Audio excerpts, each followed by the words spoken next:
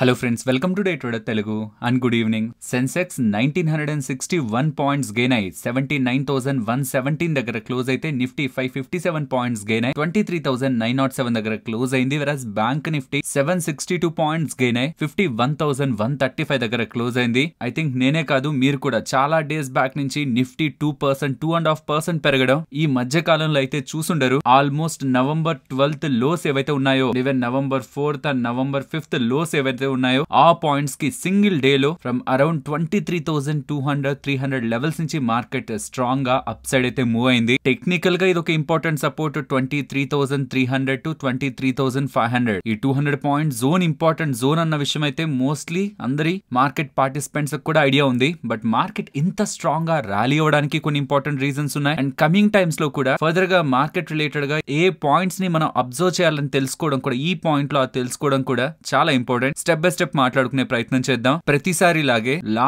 గత day market లో market ని ఎక్కువగా రియాక్ట్ చేసిన పాయింట్ ఏంటి, దాని కంటిన్యూషన్ ఏంటి అనేది డిస్కస్ చేద్దాం. నిన్న మన ఛానల్ అని కాదు, మొత్తం ఫైనాన్షియల్ ఛానల్స్ అన్నిట్లో కూడా, నేషనల్ కాదు ఇంటర్నేషనల్ ఫైనాన్షియల్ ఛానల్స్ అన్నిట్లో కూడా అదానీ గారినే కదా హైలైట్ చేస్తూ వచ్చారు. అండ్ ఇన్ఫాక్ట్ అదానీ గారి స్టాక్స్ లో ఇన్వెస్ట్మెంట్ చేసిన జీక్యూజీ పార్ట్నర్ స్టాక్ కూడా 20% ఫాల్ అయింది అనుకున్నామా, కానీ ఆ ఫాల్ ఇవాళ రివర్సల్ అయింది. ఒక పాయింట్ లో 7% దగ్గరగా కూడా జీక్యూజీ పార్ట్నర్ స్టాక్ గెయిన్ అయ్యి నియర్లీ 3% అరౌండ్ ఈ పాయింట్ కూడా పాజిటివ్ లోనే ఉంది. అండ్ ఈవెన్ ఇవాళ అదానీ గ్రూప్ స్టాక్స్ ని కూడా మీరు అబ్జర్వ్ చేసినా ఈ పవర్ రిలేటెడ్ గా, అదానీ గ్రీన్ రిలేటెడ్ గా ఎక్కడైతే మేజర్ ఇష్యూ ఉందో అదంతా అదానీ గ్రీన్ రిలేటెడ్ గా వాటిలో నెగిటివ్ ఉంది, కానీ మిగిలిన మోస్ట్ ఆఫ్ ద స్టాక్స్ అన్నిట్లో కూడా రికవరీ కనిపించింది. సో దీన్ని బట్టి ఏమర్థం చేసుకోవాలి, అదానీ గారి రిలేటెడ్ గా ఉంటున్న ఇష్యూ స్పెసిఫిక్ బిజినెస్ కే అంకితం అవుతుంది, కానీ ఎంటైర్ అదానీ గ్రూప్ కే అంకితం కాదనేలా మార్కెట్ లో కొంత బయింగ్ రివైవల్ ఇతర స్టాక్స్ లో మనకు కనిపించింది. ట్రూగా చూసే అలా ఇంకా అదానీ స్టాక్స్ పడవా అంటే అదొక డిఫరెంట్ సినారియో. నేను స్టాక్ మార్కెట్ పరంగా మాట్లాడుతున్నాను. సో అదానీ రిలేటెడ్ గా ఓవరాల్ ఉంటున్న నెగిటివిటీ, నిన్న నైట్ ఉంటున్న నెగిటివిటీ ఇవాళ ఎర్లీ మార్నింగ్ కి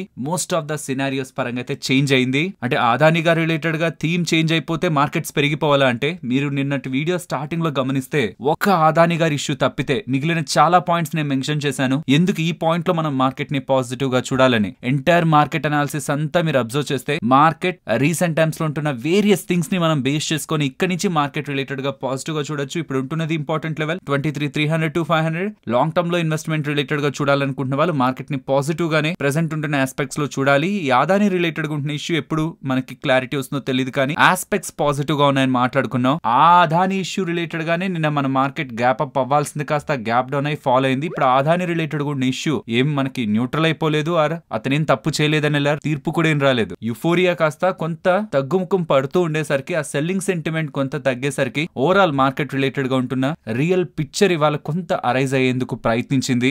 దీనికి ఇంకొకటి కూడా యాడ్ చేయాలి, రేపు మనకి మహారాష్ట్ర ఎలక్షన్స్ రిలేటెడ్ గా, స్టేట్ ఎలక్షన్స్ రిలేటెడ్ గా అవుట్కమ్ కూడా ఉంది. కాబట్టి ఎవరైనా ముందు నుంచి షార్ట్స్ ని క్రియేట్ చేసి పెట్టుకుంటే ఎఫ్ఐఎస్ కానీ బిగ్ ప్లేయర్స్ కానీ వాళ్ళు కూడా మనకు ఎందుకులే తలనొప్పి, మెయిన్ ఈవెంట్ ఉంది కదా అని వాళ్ళ షార్ట్స్ ని కూడా కవర్ చేసి ఈవెంట్ రిలేటెడ్ గా రిస్క్ తీసుకోకూడదని ఇవాళ షార్ట్ కవరింగ్ ర్యాలీ కూడా ఈ అదానీ రిలేటెడ్ గా ఉంటున్న ఓవర్ గా ఉంటున్న సెల్లింగ్ కొంత తగ్గుముఖం పడుతూ ఉండడం, అండ్ ఈవెంట్ కి ముందు షార్ట్ కవరింగ్ రీజన్స్ కూడా ఇవాళ మార్కెట్ ని స్ట్రాంగ్ గా ఇంతలా మూవ్ చేయడంలో బ్యాక్ ఉన్నాయనేలా నేను అనుకుంటున్నాను. నేను ఎలా అయితే నిన్నటి వీడియోలో మనం మాట్లాడుకున్నాం 23,300 to 23,500 ఇంపార్టెంట్ సపోర్ట్ అని, లాంగ్ టర్మ్ ఇన్వెస్టర్స్ ఈ పాయింట్ లో ఇన్వెస్ట్మెంట్ రిలేటెడ్ గా కూడా వాళ్ళ దగ్గర కొంత డబ్బులు మిగిలి ఉంటే చూడొచ్చు. లేదు ఈ పాయింట్స్ కూడా బ్రేక్ అయితే 22,500 to 22,700 అనేలా అని నేను ఎలా అయితే మెన్షన్ చేస్తున్నానో, షార్ట్ టర్మ్ రిలేటెడ్ గా మార్కెట్ ని చూస్తున్న వాళ్ళకు కూడా నేను చెప్పాను. స్టిల్ ఇంకా మార్కెట్ ని పాజిటివ్ గా చూడాల్సిన రీజన్ లేదని, ఒక్క ఇంపార్టెంట్ లెవెల్ అబోవ్ అయినా మార్కెట్ వచ్చి క్లోజ్ అవ్వనివ్వండి అనే చెప్పాను. ఇది కూడా మెన్షన్ చేయాలి కదా. లాంగ్ టర్మ్ ఇన్వెస్టర్స్ కి ఎలా అయితే పాజిటివ్ చెప్పాను, షార్ట్ టర్మ్ లో ఉంటున్న వాళ్ళకి, ట్రేడర్స్ కి మార్కెట్ ని ఇప్పుడు కూడా పాజిటివ్ గా చూడొద్దు, మనకు క్లారిటీ రానివ్వండి అనే చెప్పాను. ఇవాళ క్లారిటీ వచ్చిందా, మరి ఇంపార్టెంట్ లెవెల్ అబోవ్ వచ్చి క్లోజ్ అయింది కదా. మీరు చాలా డేస్ బ్యాక్ నుంచి వీడియోస్ ఫాలో అయ్యే వాళ్ళైతే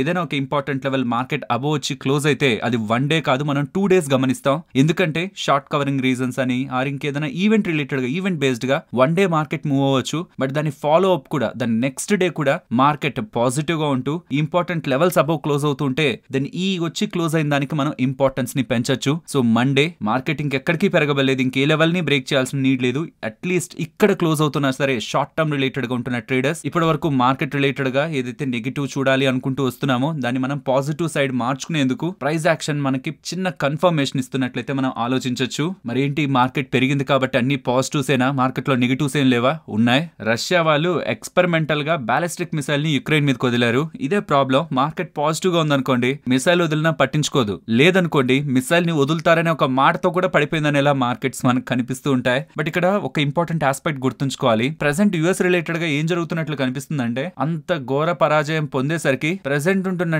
పార్టీ ఇంకా 2 నెలల్లో వెళ్ళిపోతుంది కదా, జనవరి 20 అరౌండ్ ట్రంప్ గారు తన పవర్ ని ఛార్జ్ నైతే తీసుకుంటారు. ఈ లోపు ఏమేం చేయాలో యాజ్ ఇన్ పవర్ వాళ్ళు ఉండి ఏమేం చేయగలరు వాటి రిలేటెడ్ గా కొంత ఇప్పటి వరకు తీసుకున్న డెసిషన్స్ తీసుకుంటున్నట్లయితే మనకు కనిపిస్తుంది. ఎందుకంటే ఇప్పటి వరకు ఎన్నో సందర్భాల్లో యుఎస్ యాక్ట్ చేయాల్సి వచ్చిన, నేను రీసెంట్ లో కూడా చెప్పాను, ఇది యాక్ట్ చేయాల్సి వచ్చిన ఎప్పుడు కూడా యుఎస్ ముందుకు వెళ్ళిన పరిస్థితులు లేవు. అలాంటిది ఈ మధ్య కాలంలో యుక్రెయిన్ తో మీరు వెళ్ళండి, మా మిసైల్స్ తీసుకుని మరి వెళ్ళండి, రష్యా మీద అటాక్ చేయండి అనేలాగా యుఎస్ సపోర్ట్ చేయాల్సిన నీడ్ లేదు. ఎగ్జాక్ట్లీ ఈ పాయింట్ లోనే అదానీ గారి రిలేటెడ్ గా కూడా ఇష్యూస్ వస్తుండడం ట్విట్టర్ లో చూస్తున్నాను. ఏ కోర్టులో అయితే ఈ అదానీ గారి కేసు ఇప్పుడు ప్రెసెంట్ రన్ అవుతుందో ఆ కోర్టు రిలేటెడ్ గా ఉంటున్న జడ్జెస్ కానివ్వండి, అండ్ ఎవరైతే ఇప్పుడు దీని రిలేటెడ్ గా ఇన్వాల్వ్ అవుతున్నారో వాళ్ళందరూ కూడా పొలిటికల్ గెయిన్స్ రిలేటెడ్ గానే అదానీ గారికి అగైనెస్ట్ గా ఉన్నాయనేలా. బట్ కామెంట్ సెక్షన్ లో ఎలా ఉంటుందంటే, మరి ఇంత బ్లైండ్ గా మీరు భక్తులు అయిపోతున్నారా, అక్కడ తప్పు చేశాడు యుఎస్ అది ఇది అనేలా కొంత పొలిటికల్ గా కూడా కొంత కామెంట్స్ లో వార్ అయితే కనిపిస్తుంది. బట్ అల్టిమేట్ గా గుర్తుంచుకోవాల్సింది, అలిగేషన్స్ ఎవరైనా చేయొచ్చు, మీరైనా చేయొచ్చు, నేనైనా చేయొచ్చు, ఇంకెవరైనా కూడా చేయొచ్చు. బట్ అది ప్రూవ్ అయి తను దోషి అని తేలాలంటే మాత్రం ఆధారాలు కావాలి కదా. అండ్ కమింగ్ టైమ్స్ లో అది నాకు తెలిసినంత వరకు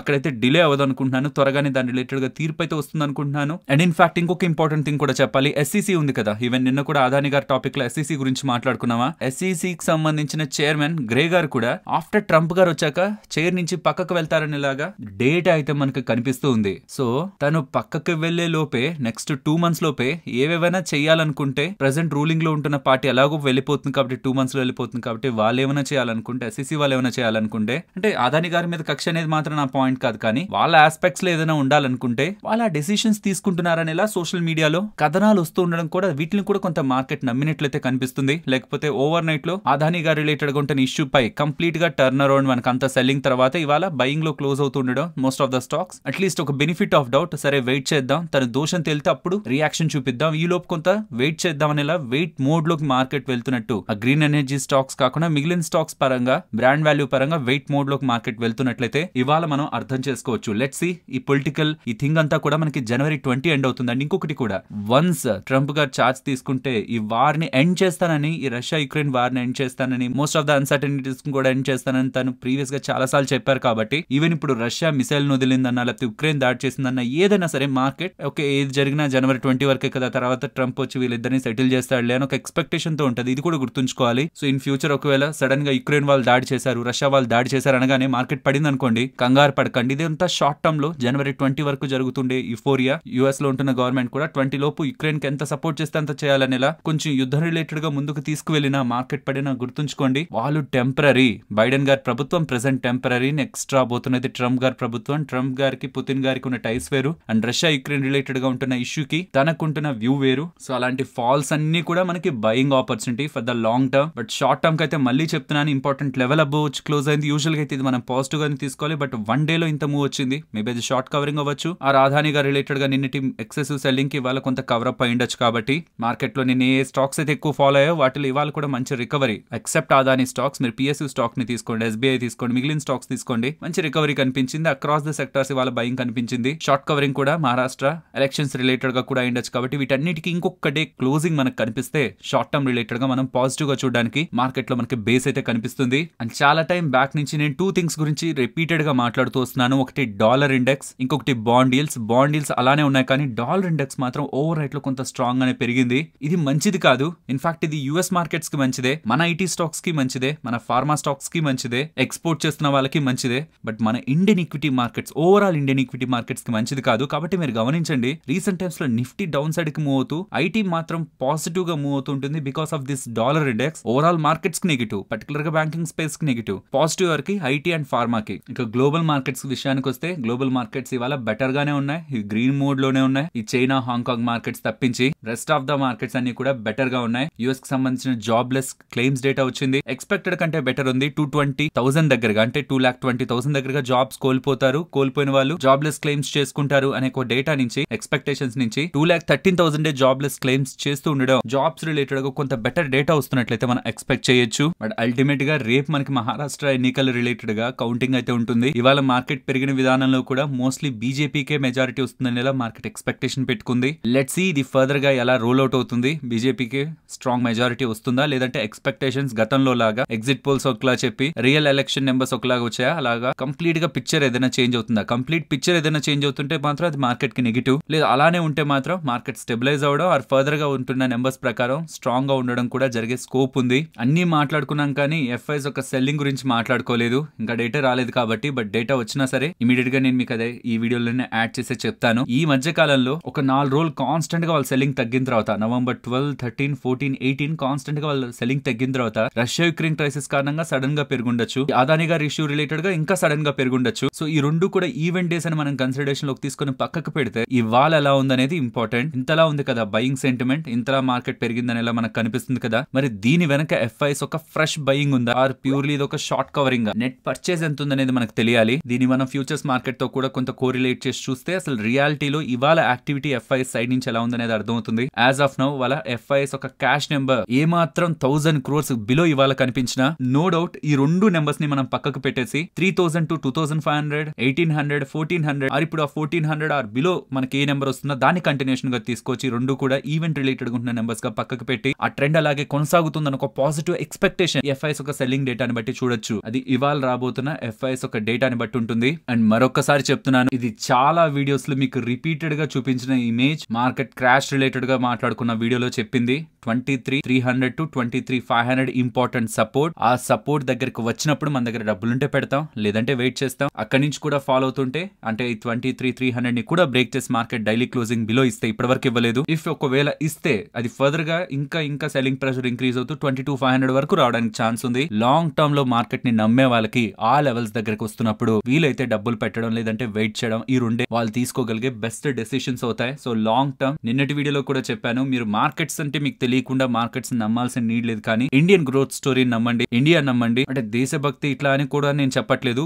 నార్మల్ గా కొంత ఫైనాన్షియల్ మైండ్ తోనే క్యాలిక్యులేషన్స్ తోనే చూడండి. లాస్ట్ 10 years ఇండియా ఎలా ఉంది, నెక్స్ట్ 10 years దీనికి బెటర్ గా ఉంటుందనేది నా ఒపీనియన్. వెనక్కి వెళ్లే స్టేజ్ లో అయితే మన గ్రోత్ ఇక్కడ రీసెంట్ టైమ్స్ లో అయితే ఎక్కడ కూడా మనకి రిఫ్లెక్ట్ అవ్వట్లేదు. మ్యాక్రో ఎకనామిక్ డేటా పరంగా తీసుకుంటున్నా, ఇన్కమ్ గ్రూప్ లెవెల్స్ పరంగా తీసుకుంటున్నా, ఇదంతా హైయర్ గానే ఉంది. కాబట్టి నేను పర్సనల్ గా ఇండియన్ మార్కెట్స్ ఇక్కడ నుంచి బెటర్ గానే ఉంటాయని అనుకుంటున్నాను. కాబట్టి లాంగ్ టర్మ్ లో ఇంపార్టెంట్ లెవెల్స్ కి వస్తే కొనుక్కోవడం, అది డబ్బులు ఉంటాయి, డబ్బులు లేకపోతే వెయిట్ చేయడం. But coming to short term చెప్పాను కదా, ఇంపార్టెంట్ రెసిస్టెన్స్ అయితే బ్రేక్ చేసింది. బట్ మన థీరీ, గతంలో ఉంటున్న థీరీ 1 day లో వచ్చిన మూన్ ఎప్పుడు మనం సీరియస్ గా తీసుకో. 2 days మనకి మార్కెట్ అదే జోన్ మీద కన్ఫర్మేషన్ ఇవ్వాలి. లెట్స్ సే మండే అలా మార్కెట్ క్లోజ్ అవుతుందని, ఈ జోన్ అబోనే క్లోజ్ అవుతుంటే మాత్రం మార్కెట్ లో స్ట్రెంత్ మళ్ళీ బ్యాక్ అయిందని ఎలా ఎక్స్పెక్టేషన్ పెట్టుకోవచ్చు. రీసెంట్ టైమ్స్ లో ఉంటున్న ఫుల్ నెగిటివ్ ట్రెండ్ ఎవాపరేట్ అయ్యి మార్కెట్స్ ఇక్కడ నుంచి పెరిగేందుకు రెడీ అవుతున్నాయని ఎలా కన్ఫర్మేషన్ మనం షార్ట్ టర్మ్ రిలేటెడ్ గా తీసుకోవచ్చు. కాబట్టి ఇంకొక డే వెయిట్ చేయడం బెటర్. ఐ హోప్ మీకు మార్కెట్ పరంగా ఫుల్ క్లారిటీ అయితే వచ్చిందని. ఫ్రెండ్స్, ఇలా మార్కెట్ లో ఉంటున్న ఎంటైర్ డేటాను అనాలిసిస్ చేస్తూ వీడియోని ఇలా మీ ముందుకు తీసుకురావడానికి మేం పెట్టిన ఎఫర్ట్స్ మీకు వాల్యుబుల్ గా అనిపించుంటే మాత్రం తప్పకుండా మన వీడియోని లైక్ చేసి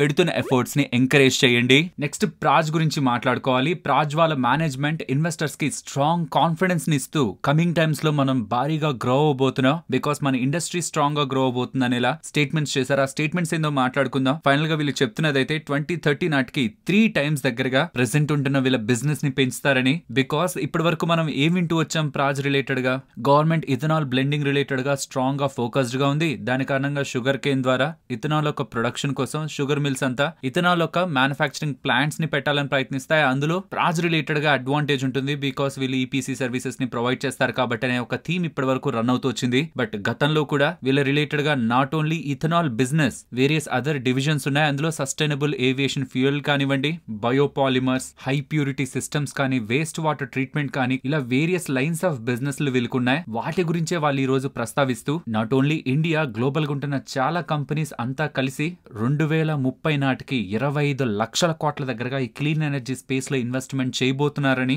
ఈవెన్ క్లీన్ ఎనర్జీ రిలేటెడ్ గా ఫోకస్ చేసే వాళ్ళే కాదు, ఆయిల్ అండ్ గ్యాస్ సెగ్మెంట్ లో ఉంటున్న వాళ్ళు కూడా 21 లక్షల కోట్ల దగ్గరగా నెక్స్ట్ 10 years లో ఇన్వెస్ట్మెంట్ చేయబోతున్నారని. కాబట్టి వాళ్ళకి ఏదైతే రిక్వైర్మెంట్స్ ఉన్నాయో వాటిని అందించడానికి వీళ్ళు ఇప్పటి నుంచే రెడీ అవుతూ కమింగ్ టైమ్స్ లో వస్తున్న డిమాండ్ వీళ్ళు అందిపుచ్చుకుంటూ స్ట్రాంగ్ గా గ్రో అవుతారని. దానికోసమే వీళ్ళు రీసెంట్ టైమ్స్ లో కర్ణాటకలో 400 crore పెట్టి ఇన్వెస్ట్మెంట్ పెట్టి అడ్వాన్స్డ్ మ్యానుఫాక్చరింగ్ ఫెసిలిటీని మ్యాంగ్లూర్ లో స్టార్ట్ చేశారని. అది కమింగ్ టైమ్స్ లో పర్ యానం ఆప్టిమల్ లెవెల్లో, ఎక్స్ట్రీమ్ లెవెల్స్ లో కాదు ఆప్టిమమ్ లెవెల్లోనే 2000 to 2500 crore దగ్గరగా రెవెన్యూస్ ని డెలివర్ చేస్తుందని. అండ్ ఇండియా 2027 కి ఏవియేషన్ ఫ్యూయల్ రిలేటెడ్ గా 1% బ్లెండింగ్ పెట్టుకుంది అండ్ 2028 కి 2% బ్లెండింగ్ టార్గెట్ ని పెట్టుకుంది. కాబట్టి దీని కారణంగాను ప్రాజ్ అడ్వాంటేజ్ పొందుతుందని. అండ్ బై 2030 నాటికి వీళ్ళ రెవెన్యూస్ ప్రెసెంట్ ఉంటున్న 3,400 crores నుంచి బై 2030 నాటికి 10,000 crore రెవెన్యూ మార్క్ ని వీళ్ళు అచీవ్ చేస్తారని చెప్తూ ఎక్స్పోర్ట్స్ కూడా కూడా ప్రెసెంట్ 29% ఉన్నాయి. బట్ గ్లోబల్ గా ఉంటున్న కంపెనీస్ అన్నిటి రిలేటెడ్ గా వీళ్ళకి మంచి ఆర్డర్స్ వస్తాయి కాబట్టి కమింగ్ టైమ్స్ లో 50% ఎక్స్పోర్ట్ మార్కెట్ షేర్ కూడా వెళ్తారని ప్రాజ్ వాళ్ళు కాన్ఫిడెంట్ గా ఇన్వెస్టర్స్ కి చెప్తుండడం. ఇక మేము ఖచ్చితంగా గ్రో అవుతాం కమింగ్ టైమ్స్ లో, అది కూడా రోబస్ట్ గా గ్రో అవుతాం, స్ట్రాంగ్ గా గ్రో అవుతాం అని కాన్ఫిడెన్స్ ఇస్తే రిజల్ట్స్ రావాల్సిన అవసరం లేదు కదా, రిజల్ట్స్ బానే ఉంటాయని మార్కెట్ అనుకుంటది కదా. కాబట్టి వాళ్ళు ఇంతలా స్టాక్ లో మనకి మూవ్ కనిపించింది. నెక్స్ట్ ప్రోటీన్ ఈ గ్రౌండ్ టెక్నాలజీస్ గురించి మాట్లాడుకోవాలి. ఎన్ఎస్సి వాళ్ళ అండర్ లో 20% దగ్గరగా వాటా ఉంది కంపెనీలో. అది కంప్లీట్ గా సెల్ చేస్తూ 20.31% వాటా కంప్లీట్ గా సెల్ చేస్తూ ఎన్ఎస్సి వాళ్ళు ఆఫర్ ఫర్ సేల్ అయితే అనౌన్స్ చేశారు. 1550 రూపీస్ పర్ షేర్ లెక్కన బిగ్ ఇన్స్టిట్యూషనల్ ఇన్వెస్టర్స్ కి ఇవాళ, రీటైల్ ఇన్వెస్టర్స్ కి 25th ఓఎఫ్ఎస్ లో పార్టిసిపేట్ చేయడానికి ఎలిజిబిలిటీ ఇస్తూ కంప్లీట్ గా వాళ్ళ దగ్గర ఉన్న వాటా నమ్ముతారని ఇలా ఎన్ఎస్సి వాళ్ళైతే అప్డేట్ చేశారు. ఓఎఫ్ఎస్ అది కూడా తక్కువ ప్రైస్ లో వస్తున్నప్పుడు కరెంట్ మార్కెట్ ప్రైస్ లో ఎందుకు అని కరెంట్ మార్కెట్ ప్రైస్ లో సెల్ చేసి ఓఎఫ్ఎస్ లో పార్టిసిపేట్ చేసే ఇన్వెస్టర్స్ ఉంటారు కాబట్టి యూజువల్ గా ఓఎఫ్ఎస్ డిస్కౌంట్ అనౌన్స్ చేస్తున్నప్పుడు స్టాక్ లో సెల్లింగ్ ప్రెషర్ ఉంటుంది. But good growth and good business తో ఫండమెంటల్స్ తో స్ట్రాంగ్ గా మూవ్ అవుతున్న కంపెనీ రీసెంట్ టైమ్స్ లో ఐ థింక్ ఓఎఫ్ఎస్ తర్వాత ఈ కంపెనీ రిలేటెడ్ గా ఈ వాలటిలిటీ అయితే సెటిల్ అవుతుంది. Friends, enviro infra engineers limited IPO మనకి ఓపెన్ అయింది. ఎవరైనా అప్లై చేయాలా లేదా అని ఒక థింకింగ్ లో ఉంటే నేను మీకు కొంత డేటాను షేర్ చేస్తాను, లాస్ట్ లో ఒపీనియన్ కూడా చెప్తాను, కొంత జాగ్రత్తగా వినండి. వీళ్ళవి 2 ఇంపార్టెంట్ సెగ్మెంట్స్ అనమాట. ఒకటి డబ్ల్యూడబ్ల్యూటీపీ అంటే water and waste water treatment plants అంటారు. దీని అండర్ లోకి ఏమొస్తాయంటే ఎస్టీపీ అంటారు, sewage treatment plants, and SS అంటారు, సీవేజ్ స్కీమ్స్, అండ్ సిఈటీపీస్ అంటారు, కామన్ ఎఫ్లూయెంట్ ట్రీట్మెంట్ ప్లాంట్స్. ఇవన్నీ కూడా దీని అండర్ లోకి వస్తాయి. ఇది ఒక సెగ్మెంట్. ఇంకొకటి డబ్ల్యూఎస్ఎస్పి వేస్ట్ వాటర్ స్కీమ్ ప్రాజెక్ట్స్. ఇందులోకి వాటర్ ట్రీట్మెంట్ ప్లాంట్స్ వస్తాయి, పంపింగ్ స్టేషన్స్ వస్తాయి, pipe line networks for water supply వస్తాయి. మరి ఈ బిజినెస్ లో వీళ్ళు ఎవరికి అందిస్తారు? ఈ water and waste water treatment plants కానివ్వండి, వాటర్ సప్లై స్కీమ్ ప్రాజెక్ట్స్ కానివ్వండి, ఇవి గవర్నమెంట్ అథారిటీస్ కి ఈపీసీ బేసిస్ లో, engineering procurement and construction basis లో అందిస్తారు. యూజువల్ గా ఇలాంటి కంపెనీస్ కి మార్జిన్స్ కొంత తక్కువ ఉంటాయి. మరి వీళ్ళు ఎలా అంత స్ట్రాంగ్ మార్జిన్స్ మెయింటైన్ చేస్తున్నారనేది అర్థం కాలేదు. కానీ మిగిలిన ప్లేయర్స్ తో కంపేర్ చేస్తే సాలిడ్ మార్జిన్స్ వీళ్ళు మెయింటైన్ చేస్తున్నారు. అది మనం కంపారిజన్ లో చూద్దాం. ఆన్ గోయింగ్ వీళ్ళు ప్రెసెంట్ ఆర్డర్ బుక్ 21 డబ్ల్యూడబ్ల్యూటీపీ రిలేటెడ్ గా అండ్ డబ్ల్యూఎస్ఎస్పీస్ రిలేటెడ్ గా టోటల్ గా చూస్తే 1906 crore దగ్గరగా స్ట్రాంగ్ ఆర్డర్ బుక్ ఉంది.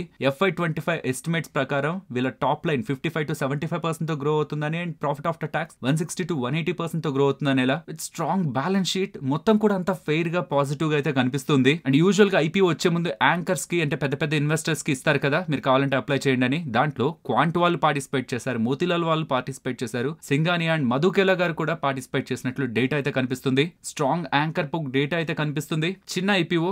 అండ్ ఈ ఇమేజ్ లో మీకు ఎన్విరో ఇన్ఫ్రా రిలేటెడ్ గా మిగిలిన ప్లేయర్స్ తో కంపారిజన్ కనిపిస్తుంది. బట్ ఫ్రెండ్స్, ఈపీసీ బిజినెస్ వేరు, వాటెక్ వబాగ్ అండ్ మిగిలిన వాళ్ళ ప్లేయర్స్ ఉంటున్న లైన్ ఆఫ్ బిజినెస్ లో కొంత డిఫరెంట్ ఉంటాయి. అంటే 100% అందరూ కూడా ఈపీసీ బిజినెస్ లోనే లేరు కాబట్టి ఎగ్జాక్ట్ కంపారిజన్ మనం అందరు వాటర్ ట్రీట్మెంట్ కంపెనీస్ ని ఒకేలా చేయలేం. ఒక్కొక్కరి మార్జిన్ లెవెల్స్ ఒక్కొక్కలా ఉంటాయి, అందుకే మీకు డిఫరెంట్ ఉంటాయి. వీళ్ళది మాత్రం ఈపీసీ బిజినెస్ చేస్తూ కూడా 15% దగ్గరగా మెయింటైన్ చేయగలుగుతున్నారు. ఇది ప్రాఫిట్ మార్జిన్ చెప్తున్నాను. ఆపరేటింగ్ మార్జిన్ అయితే ఏకంగా 23% మెయింటైన్ చేస్తున్నారు. యూజువల్ గా వాటర్ స్పేస్ లో ఉంటున్న ప్లేయర్స్ కి అంతంత హై మార్జిన్స్ మెయింటైన్ అవ్వవు. అండ్ ఇవి ఆర్డర్ బుక్ బేస్డ్ గా కదా రన్ అవుతుంటాయి. డిఫరెంట్ ఆర్డర్ బుక్స్ వస్తున్నప్పుడు different variation in terms of revenues లో కానీ, మార్జిన్స్ లో కానీ, ప్రాఫిటబిలిటీ లో కానీ మారుతూ ఉంటుంది. బట్ ఆన్ కన్సిస్టెంట్ బేసిస్ లో వీళ్ళు ఎలా పర్ఫార్మ్ చేస్తారనేది కమింగ్ టైమ్స్ లో చూడాలి. బట్ ఐపీఓకి వస్తున్న పాయింట్ ఆఫ్ టైం లో వీళ్ళు ఏదైతే డిస్ప్లే చేస్తున్నారో నెంబర్స్ మాత్రం మీకు ఇక్కడ స్క్రీన్ మీద పెడుతున్నాను. మిగిలిన ప్లేయర్స్ తో కూడా కంపేర్ చేసి చూడండి. విత్ రెస్పెక్ట్ టు వాళ్ళ ఫైనాన్షియల్స్ ని చూసినా, విత్ రెస్పెక్ట్ టు వాళ్ళ వాల్యుయేషన్ పరంగా చూసినా, ఇక్కడ పీఈ తో మీరు కంపేర్ చేసిన, రిటర్న్ రేషియోస్ తో, డెట్ తో, మొత్తంతో మీరు ఎవ్రీథింగ్ ఇతర ప్లేయర్స్ తో కంపేర్ చేస్తే వీళ్ళు ఫస్ట్ థింగ్ ఎక్స్పెన్సివ్ రావట్లేదు. In most of the cases వీళ్ళు కొంత అట్రాక్టివ్ గానే వస్తున్నారు. సో ఎవరైనా ఈ వాటర్ స్పేస్ లో ఉంటున్న కంపెనీలో ఇంట్రెస్టెడ్ గా ఉండి దాని మీద స్టడీ చేయాలనుకుంటే ఐ థింక్ ఫెయిర్ ప్లేయర్ గా అయితే నాకు కనిపిస్తుంది. బట్ మళ్ళీ చెప్తున్నాను, ఎన్విరో ఇన్ఫ్రాని మిగిలిన వాటర్ కంపెనీస్ ని కొంత డైరెక్ట్ కంపేర్ చేయొచ్చు, కానీ ప్రతి వాటర్ ట్రీట్మెంట్ కంపెనీ కూడా ఈపీసీ బిజినెస్ లోనే లేదు. డిఫరెంట్ స్పేసెస్ లో వాళ్ళు ఉంటారు. ఇక్కడ కనిపిస్తున్న ప్లేయర్సే కాదు, లైక్ జాష్ కానీ ఇంకా వేరియస్ ప్లేయర్స్ మనకి స్పేస్ లో ఉంటున్న డిఫరెంట్ డివిజన్స్ లో ఉంటున్న ప్లేయర్స్ కి డిఫరెంట్ ప్రొడక్ట్ సెట్స్ ఉంటున్నాయి. దానికి సంబంధించి వాళ్ళు మోస్ట్లీ ఎక్స్పోర్ట్ బేస్డ్ గా ఉంటున్నారు. అండ్ మార్జిన్స్ కూడా డిఫరెంట్ ఉంటున్నాయి. అండ్ వాళ్ళ కాంట్రాక్ట్స్ అండి లాంగ్ టర్మ్ బేస్డ్ గా ఉంటున్నాయి. అండ్ వాళ్ళు గవర్నమెంట్ మీద ఆధారపడి ఇలా ఉండవు కాబట్టి కొన్ని ఎన్విరాన్మెంట్స్ లో వాటిని డిఫరెంట్ గా మనం చూడాల్సి వస్తుంది. బట్ బేస్డ్ అపాన్ వీళ్ళ బిజినెస్ ఇదే స్పేస్ లో ఉంటున్న ఇతర ప్లేయర్స్ తో కంపారిజన్ ఇది కొంత ఫెయిర్ గా కనిపిస్తుంది. అండ్ బయట మార్కెట్ లో ఉంటున్న డిమాండ్ కూడా ఒక 20 నుంచి 25% దగ్గరగా మొదటి రోజు లాభాలు ఉంటాయనేలా మార్కెట్ లో అంచనాలు అయితే ఉన్నాయి. బట్ వాటిని బేస్ బట్టి కాదు ఇప్పుడు మనం మాట్లాడుకుంటున్న డేటా. అండ్ కమింగ్ టైమ్స్ లో మీకు ఒకవేళ దీని మీద ఎఫర్ట్స్ పెట్టగలిగే టైం ఉంటున్నా దాని అప్పుడు ఈ కంపెనీ రిలేటెడ్ గా మీరు థింక్ చేయండి. నెక్స్ట్ ఈ ఐపీఓ డీటెయిల్స్ ఇక్కడ మీకు స్క్రీన్ మీద ఉంటాయి. ఉంటాయి. మెయిన్ ఇంపార్టెంట్ వీళ్ళ ప్రైస్ 140 to 148 రూపీస్ మధ్యలో వస్తున్నారు. మార్కెట్ లో లిస్ట్ అయ్యే పాయింట్ కి సుమారుగా 2600 కోట్ల మార్కెట్ క్యాపిటల్ తో ఈ కంపెనీ ఉంటుంది. చిన్న కంపెనీ. ఎవరైనా ఎంప్లాయీస్ ఉంటే వాళ్ళకి నియర్లీ 13 రూపీస్ పర్ షేర్ లెక్కన డిస్కౌంట్ కూడా ఉంది. రీటైలర్స్ కి 35% దగ్గరగా అలాట్మెంట్ ని వీళ్ళు ఇవ్వాలనుకుంటున్నారని అప్డేట్స్ చేస్తూ ఇది both fresh issue and offer for sale రెండింటి పరంగా కూడా ఈ ఐపీఓ మార్కెట్ లోకి అయితే వచ్చింది. అండ్ ఇవాళే ఓపెన్ అయింది. November 26th క్లోజ్ అవుతుందన్న విషయాన్ని గుర్తుంచుకోవాలి. Tuesday closing, listing date 29th November. మీకు ఐపీఓ వచ్చిందా లేదా అనేది 27th అరౌండ్ అయితే మీకు తెలుస్తుంది. ఫ్రెండ్స్, ఇలా న్యూస్ అప్డేట్స్ ని అనాలిసిస్ చేస్తూ మీ ముందుకి కంటెంట్ తీసుకురావడానికి మేం పెడుతున్న ఎఫర్ట్స్ మీకు వాల్యుబుల్ గా అనిపిస్తూ ఉంటే మన వీడియోని తప్పకుండా లైక్ చేయండి. నెక్స్ట్ ఇన్ఫో ఎడ్జ్ గురించి మాట్లాడుకోవాలి. గోల్డ్మెన్ సాక్స్ వాళ్ళు గతంలో ఈ కంపెనీకి సెల్ రేటింగ్ ఇచ్చారనమాట. యూజువల్ గా రేటింగ్ ఏంటంటే సెల్ నుంచి ఇచ్చి అప్గ్రేడ్ చేశారనుకోండి అది న్యూట్రల్ కి రావాలి. న్యూట్రల్ నుంచి అప్గ్రేడ్ చేశారనుకోండి అప్పుడు బైక్ రావాలి. కానీ వీళ్ళు డైరెక్ట్ గా సెల్ ఇచ్చిన వాళ్ళు గతంలో డబల్ అప్గ్రేడ్ చేసి బై ఇచ్చేశారు. ఒకేసారి 2 times అప్గ్రేడ్ చేసినట్టు. అలా అప్గ్రేడ్ చేస్తూ కూడా టార్గెట్ ని 8600 గా పెడుతున్నారు. ఇన్ఫో ఎడ్జ్ ఏం బిజినెస్ చేస్తుంది? వాళ్ళ ఎంటైర్ బిజినెస్ లైన్ ని మీకు నేను స్క్రీన్ ముందు పెడుతున్నాను. వాళ్ళ కోర్ బిజినెస్ అంతా నౌకరీ అనమాట. అంటే ఈ ఐటీ కంపెనీస్ రిక్రూట్మెంట్ చేసుకుంటూ ఉంటాయి కదా పోర్టల్ నుంచి, అది దీని రిలేటెడ్ గా గోల్డ్మెన్ సాక్స్ వాళ్ళు మాట్లాడుతూ కమింగ్ టైమ్స్ లో ఐటీ రిలేటెడ్ గా స్ట్రాంగ్ గ్రోత్ ఉండబోతుందని, దాంట్లో నౌకరీ వాళ్ళ రిలేటెడ్ గా కూడా మంచి రెవెన్యూస్ వస్తాయని, 99acres రిలేటెడ్ గా కూడా గుడ్ గ్రోత్ ఉంటుందని వాళ్ళు భావిస్తూ వాళ్ళ ఇన్వెస్ట్మెంట్స్ ఉన్నాయి కదా Zomato and Policy Bazaar related గా, అందులో జొమాటో గురించి మాట్లాడుతూ జొమాటో గ్రోత్ కమింగ్ టైమ్స్ లో స్ట్రాంగ్ ఉంటుంది కాబట్టి అది కూడా ఇన్ఫో ఎడ్జ్ వాళ్ళకి అడ్వాంటేజ్ ఇస్తుందనేలా వాళ్ళు అభిప్రాయపడుతూ ఓవరాల్ గా ఇన్ఫో ఎడ్జ్ వాళ్ళ కమింగ్ క్వార్టర్లీ నెంబర్స్ బెటర్ ఉంటాయని వాళ్ళ ఎక్స్పెక్టేషన్స్ తో స్టాక్ రిలేటెడ్ గా డబుల్ అప్గ్రేడ్ అండ్ 8600 టార్గెట్ ఇస్తుండడం ఇవాళ స్టాక్ గెయిన్ అయింది. నెక్స్ట్ రైమండ్ గురించి మాట్లాడుకోవాలి. రైమండ్ స్టాక్ ఇంతలా స్ట్రాంగ్ గా ఇవాళ మూవ్ అవడానికి ప్రధానమైన కారణం ఏంటని చూస్తున్నప్పుడు వీళ్ళ రియాలిటీ బిజినెస్ ని డీమర్జ్ చేస్తారనేలా కమింగ్ టైమ్స్ లో బోర్డు తీసుకున్న డెసిషన్ ఉందా, దానికి బిఎస్ అండ్ ఎన్ఎస్సి వాళ్ళ దగ్గర నుంచి నో అబ్జెక్షన్, మీన్స్ ఎటువంటి ఇష్యూ లేదు, మీరు డీమర్జ్ చేసుకోండి అనే green signal NSE and BSE దగ్గర నుంచి లభించిందని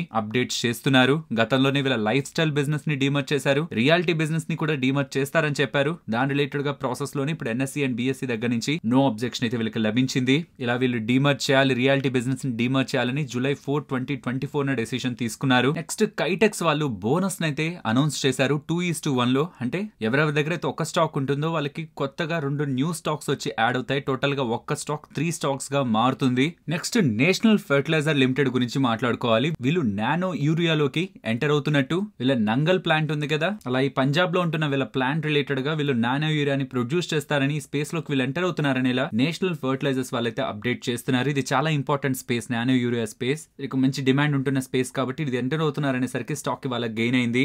నెక్స్ట్ జేఎస్డబ్ల్యూ ఎనర్జీ గురించి మాట్లాడుకోవాలి. వీళ్ళకి ఒక అడ్మినిస్ట్రేటివ్ వార్నింగ్ సెబీ వాళ్ళ దగ్గర నుంచి అయితే వచ్చింది. ఇన్సైడర్ ట్రేడింగ్ రెగ్యులేషన్స్ ని వీళ్ళు ప్రాపర్ గా ఫాలో అవ్వట్లేదని, డెసిగ్నేటెడ్ పర్సన్స్ అండ్ వాళ్ళ రిలేటివ్స్ ఇన్సైడర్ ట్రేడింగ్ రెగ్యులేషన్స్ ని ఫాలో అవ్వట్లేదని సెబీ దగ్గర నుంచి వార్నింగ్ అయితే వీళ్ళకి వచ్చింది. అండ్ దీనికి కంపెనీ కూడా రెస్పాండ్ అవుతూ ఎవరెవరి మీద అయితే సెబీ వాళ్ళు దీని రిలేటెడ్ గా అప్డేట్స్ చేశారు వాళ్ళు ఫాలో అవ్వట్లేదని, వాళ్ళ మీద నెసెసరీ యాక్షన్స్ తీసుకున్నారనేలా జేఎస్డబ్ల్యూ ఎనర్జీ వాళ్ళైతే చెప్తున్నారు. సో తప్పు చేశారని సెబీ వాళ్ళు చెప్పారు. ఎస్, తప్పు జరుగుంటే ఎవరెవరైతే చేశారో వాళ్ళ మీద చర్యలు తీసుకుంటున్నట్లు కూడా అప్డేట్స్ చేస్తున్నారు. అండ్ సోలార్ రిలేటెడ్ గా ఉంటున్న కంపెనీస్ రిలేటెడ్ గా ఒక ఇంపార్టెంట్ న్యూస్ అయితే మీకు చెప్పాలి. చైనా వాళ్ళు రీసెంట్ టైమ్స్ లో అల్యూమినియం ఎక్స్పోర్ట్స్ రిలేటెడ్ గా, కాపర్ ఎక్స్పోర్ట్స్ రిలేటెడ్ గా ఇలా most of the exports related గా రిబేట్ ఏదైతే ఇన్సెంటివైజ్ చేశారో అక్కడ ఉంటున్న మ్యానుఫాక్చర్స్ ని మీరు బయటకు వెళ్ళండి, అమ్మండి, వేరే దేశాలకు వెళ్ళండి, చీప్ గా అమ్మండి అనేలా ఏవైతే ఇన్సెంటివైజ్ చేశారో వాటిని ఒక్కొక్కటిగా తగ్గించుకుంటూ వస్తున్నారా. ఇప్పుడు సోలార్ రిలేటెడ్ గా, సోలార్ సెల్స్ రిలేటెడ్ గా అండ్ ఈవెన్ మాడ్యూల్స్ రిలేటెడ్ గా ఇప్పుడు చైనా వాళ్ళు సోలార్ మాడ్యూల్స్ రిలేటెడ్ గా, సోలార్ ప్యానల్స్ రిలేటెడ్ గా గతంలో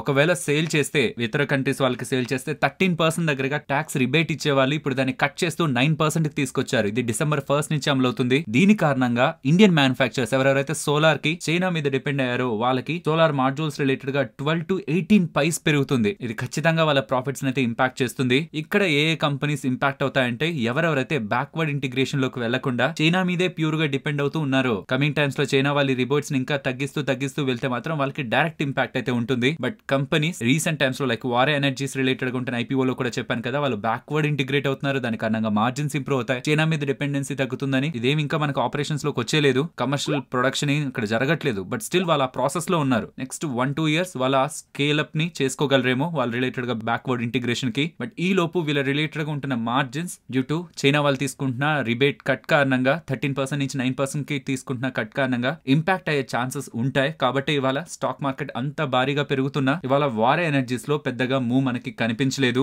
నెక్స్ట్ స్వాన్ ఎనర్జీ గురించి మాట్లాడుకోవాలి. వీళ్ళ అమాల్గమేషన్ ప్లాన్ అయితే వీళ్ళు అనౌన్స్ చేశారు. Triumph of sure private limited ని రిలయన్స్ నేవల్ అండ్ ఇంజనీరింగ్ తో మర్జ్ చేస్తూ డెసిషన్ అయితే తీసుకున్నారు. ఇవి రెండు కూడా స్వాన్ ఎనర్జీకి సంబంధించిన సబ్సిడరీసే. దీని కారణంగా వీళ్ళ ship building, repairs and leasing related గా ఎంటైర్ బిజినెస్ అంతా కూడా ఒకదాని అండర్ లో ఉంటాయి. దీని కారణంగా కాస్ట్ ఎఫిషియన్సీ కానివ్వండి, ఆపరేషనల్ కంట్రోల్ కానివ్వండి వీళ్ళకి దొరుకుతుంది. Naval, defence, energy infrastructure and global shipping related గా గ్రోత్ ని వీళ్ళు ఫోకస్ చేస్తూ డెసిషన్ తీసుకుంటున్నట్టు స్వాన్ ఎనర్జీ వాళ్ళు అప్డేట్స్ చేస్తున్నారు. అండ్ ఆఫ్టర్ ఈ అప్డేట్ స్టాక్ లో మనకు ఒక స్ట్రాంగ్ మూవ్ అయితే కనిపించింది. నెక్స్ట్ ఇన్సోలేషన్ ఎనర్జీ లిమిటెడ్ గురించి మాట్లాడుకోవాలి. వీళ్ళు 10,000 crore MOUని రాజస్థాన్ గవర్నమెంట్ తో కుదుర్చుకున్నారని for solar power generation, components manufacturing, EPC projects and parks in solar parks in Rajasthan related గా 10,000 crore MOU అది కూడా 2030 లోపు కంప్లీట్ చేస్తారని ఇలా ఇన్సోలేషన్ ఎనర్జీ వాళ్ళైతే అప్డేట్స్ చేస్తున్నారు. అండ్ అదానీ గారి మీద ఇలాంటి ఆరోపణలు వచ్చేసరికి సెబీ వాళ్ళు కూడా ప్రెసెంట్ ఇన్వెస్టిగేషన్ చేస్తున్నారని, డిస్క్లోజర్ నార్మ్స్ ని అదానీ వాళ్ళు ఏమైనా వైలేట్ అయ్యారా అన్న దాని మీద కూడా సెబీ వాళ్ళు ప్రెసెంట్ ఇన్వెస్టిగేషన్ చేస్తున్నారని ఇలా అప్డేట్స్ అయితే కనిపిస్తున్నాయి. అండ్ ఈవెన్ ఆఫ్టర్ ఈ రీసెంట్ గా అదానీ రిలేటెడ్ గా వస్తున్న అప్డేట్స్ తో S&P వాళ్ళు కూడా ఈ రేటింగ్ సంస్థ కూడా Adani ports and Adani green related గా వాళ్ళ అవుట్లుక్ ని రివైజ్ చేస్తూ గతంలో ఇచ్చిన అవుట్లుక్ ని తగ్గిస్తూ నెగిటివ్ కి చేంజ్ చేయడం జరిగింది. అండ్ ఈవెన్ కెన్యా వాళ్ళు కూడా అదానీ గ్రూప్ తో గతంలో కుదుర్చుకున్న డీల్స్ అండ్ ఆర్డర్స్ ని సైన్ చేసిన ప్రాజెక్ట్స్ అన్నిటినీ కూడా ఒక్కసారిగా క్యాన్సిల్ చేస్తున్నట్టు కెన్యన్ ప్రెసిడెంట్ విలియం రూటో గారు అయితే అప్డేట్స్ చేశారు. ఇవి అదానీ రిలేటెడ్ గా ఉంటున్న మేజర్ అప్డేట్స్. అండ్ ఇవాళ SBI స్టాక్ స్ట్రాంగ్ గా గెయిన్ అయింది కదా, దీని బ్యాక్ కూడా ఒక రేటింగ్ సంస్థ రిలేటెడ్ గా ఒక అప్డేట్ ఉంది. జెఫ్రీస్ వాళ్ళ స్టాక్ రిలేటెడ్ గా బై రేటింగ్ ఇస్తూ టార్గెట్ 1030 ఇక్కడ నుంచి కూడా అంటే ప్రీవియస్ క్లోజ్ నుంచి కూడా 32% పెరుగుతుందని ఎలా స్టేట్మెంట్ చేశారు. దీని గురించి ఏం సర్ప్రైజ్డ్ గా వీళ్ళు ఇలా అయిపోతారు అలా అయిపోతారు అనేలా, అంటే వీళ్ళకి ఇలా మాస్టర్ ప్లాన్స్ ఉన్నాయి, ఇలా బిజినెస్ గ్రోత్ ఇలా ఏం మాట్లాడలేదు. కానీ ప్రెసెంట్ ఏదైతే బిజినెస్ ఉందో అదే పికప్ అవుతుంది. డిపాజిట్ గ్రోత్ ఏదైతే ఉందో అదే ఇంకా స్కోప్ ఉంది, రూమ్ ఉంది ఇంకా గ్రో అవడానికి. అసెట్ క్వాలిటీ కూడా మిగిలిన బ్యాంక్స్ తో కంపేర్ చేస్తే స్టేబుల్ గా మెయింటైన్ చేస్తున్నారు. రేట్ కట్స్ ఎలాగో RBI వాళ్ళు తీసుకుంటారు కాబట్టి హైయర్ మార్జిన్స్ వీళ్ళకి మెయింటైన్ అవుతాయని 13% loan CAGR next 3 years and ROCE కూడా 16% నెక్స్ట్ 3 years కి ఎక్స్పెక్ట్ చేస్తూ present price to book valuations ప్రకారం 1.5 times లో ట్రేడ్ అవుతుంది. కాబట్టి స్టాక్ రిలేటెడ్ గా బై రేటింగ్ ఇస్తున్నట్టయితే వాళ్ళు అప్డేట్స్ చేస్తున్నారు. నెక్స్ట్ పరాస్ డిఫెన్స్ గురించి మాట్లాడుకోవాలి. పరాస్ డిఫెన్స్ వాళ్ళు నావీ ముంబై మహారాష్ట్రలో advanced optical system testing centre ని ఇస్రో చైర్మన్ శ్రీ సోమనాథ్ గారి దగ్గర లాంచ్ అయితే ఇనాగరేషన్ అయితే చేయించారు. ఇండియన్ డిఫెన్స్ అండ్ స్పేస్ క్యాపబిలిటీలో ఫర్దర్ గా స్ట్రెంథన్ చేసుకోవడానికి ఈ అడ్వాన్స్డ్ ఆప్టికల్ సిస్టమ్స్ టెస్టింగ్ ఉపయోగపడుతుందని, అండ్ ఈ ఆప్టికల్ సిస్టమ్ స్పేస్ లో ఆల్మోస్ట్ $1 billion ఆపర్చునిటీని వీళ్ళు చూస్తున్నట్టు కంపెనీ యొక్క MD ముంజల్ షా గారు స్టేట్మెంట్స్ అయితే చేస్తున్నారు. అండ్ ఇదే స్పేస్ లో 50% దగ్గరగా షేర్ నెక్స్ట్ 3 years లో వీళ్ళు ఎక్స్పెక్ట్ చేసినట్లు బిజినెస్ ఎక్స్పెక్ట్ చేసినట్లు కూడా చెప్తున్నారు. అండ్ SJVN వాళ్ళు రాజస్థాన్ గవర్నమెంట్ తో MOU ని కుదుర్చుకొని 2 GW of solar projects and 5 GW of pumped storage projects related గా డీల్ రాజస్థాన్ గవర్నమెంట్ తో వీళ్ళకి ఫైనలైజ్ అయిందనేలా ఎక్స్చేంజెస్ కి అప్డేట్స్ చేశారు. నెక్స్ట్ నిఫ్టీ అలాగే bank Nifty support and resistance present ఉన్న లెవెల్స్ నుంచి అప్ సైడ్ 23,970 అది బ్రేక్ అయితే 24,050 ఈ 2 లెవెల్స్ ని ఇంపార్టెంట్ గా అబ్జర్వ్ చేయండి. పాసిబుల్లీ మార్కెట్ లో సీరియస్ స్ట్రెంత్ ఉంటే కానీ ఈ 2 లెవెల్స్ అయితే బ్రేక్ అవో, దాని తర్వాత ఉంటున్నవి నెక్స్ట్ 250 దగ్గర వస్తుంది. కానీ ఇంపార్టెంట్ రెసిస్టెన్స్ ఇక్కడ నుంచి ఇమీడియట్ గా 950 అండ్ 2450 నాకు తెలిసి ఒక మేజర్ లెవెల్స్. ఒకవేళ ఇక్కడ నుంచి డౌన్ సైడ్ వస్తుంటే కూడా 760 ఉంది చూసారా, అది మేజర్ సపోర్ట్. లెట్స్ సీ ఎవరు చార్జ్ తీసుకుంటారు మండే అని. And coming to bank Nifty వాళ్ళు మీరు బ్యాంక్ నిఫ్టీని అబ్జర్వ్ చేస్తే స్ట్రక్చరల్ గా పెరిగింది. రెసిస్టెన్స్ బ్రేక్అవుట్, తర్వాత ఇంకొక రెసిస్టెన్స్ దగ్గర కన్సాలిడేట్ అవడం, అది బ్రేక్అవుట్, నెక్స్ట్ రెసిస్టెన్స్ దగ్గర కన్సాలిడేట్ అవడం. ప్రాబబ్లీ మార్కెట్ లో రియల్ స్ట్రెంత్ ఉంటే ఇది కూడా బ్రేక్అవుట్ అవుతుంది. కాబట్టి అలా బ్రేక్అవుట్ అయినప్పుడు 51,540 next level of resistance and above 51,880 ఇక్కడ నుంచి డౌన్ సైడ్ వస్తే 2 times సపోర్ట్ గా ఉండి చాలా టైం కన్సాలిడేట్ అయిన 50,970 అండ్ అబిలో ఇవాళ ఫాలో అవుతున్నప్పుడు కూడా అంటే బ్రేక్అవుట్ అయి మళ్ళీ వస్తున్నప్పుడు కూడా రెసిస్టెన్స్ సపోర్ట్ అయిన లెవెల్ 50,580 to 50,620 ఈ జోన్ ని కూడా ఇంపార్టెంట్ సపోర్ట్ గా గమనించొచ్చు. మరొక ఇంట్రెస్టింగ్ వీడియోతో మళ్ళీ మీ ముందుకు వస్తాను. అంతవరకు టేక్ కేర్, జై హింద్.